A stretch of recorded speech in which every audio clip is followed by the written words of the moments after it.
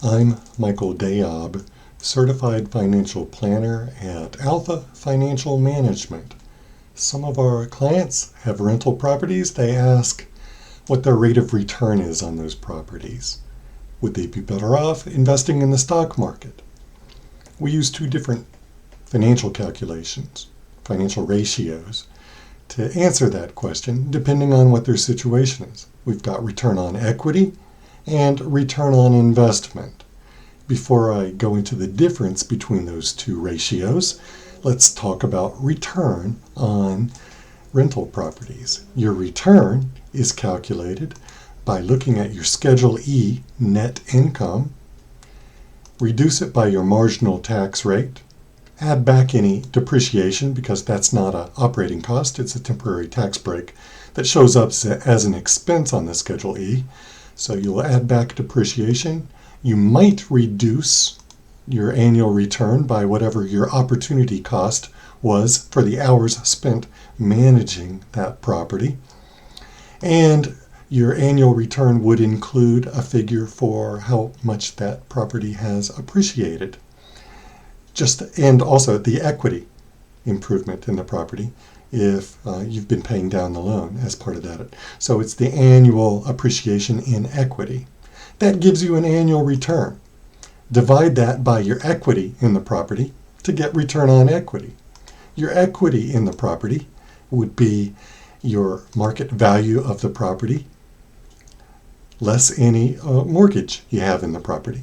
And you might also include some other walking away costs for closing costs if you really want to see what money you're going to get out of that rental property. That gives you a return on equity to figure out which property to sell if you need to or want to, if you want to invest in the stock market, for example.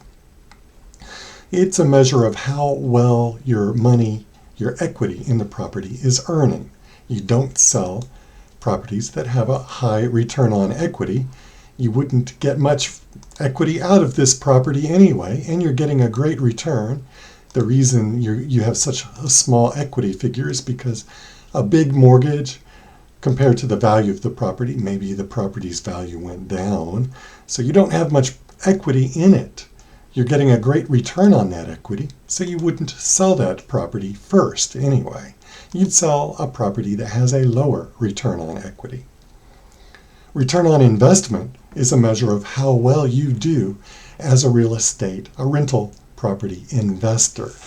It's your investment cost that you divide the rental net by, or your rental return by. So it's the same rental return as before, but dividing by your investment in the property, your down payment, closing costs, any improvements you made in the property. I'm oversimplifying here.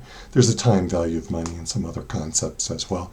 But your investment, so it's your return divided by investment gives you a return on investment, which tells you, should I invest in another property if I expect this sort of rental return on investment experience, or if I'm expecting more this rental property return on investment. It depends on how well you do as a rental property investor, whether you would put more money into another property or diversify into the stock market. If you've got some rental properties and you need to decide when to sell them, we would help you schedule those sales in a low tax year or offset against some gains. Tax planning is something we do for all our clients. Hopefully this talk has helped you learn the difference between rental return on investment and return on equity. If you have questions about this talk, feel free to give us a call. We'll point you in the right direction if we can't help you. I'm Michael Dayoub, Certified Financial Planner at Alpha Financial Management, with offices in Savannah, Atlanta, South Carolina, and clients all across the United States. Thanks for listening.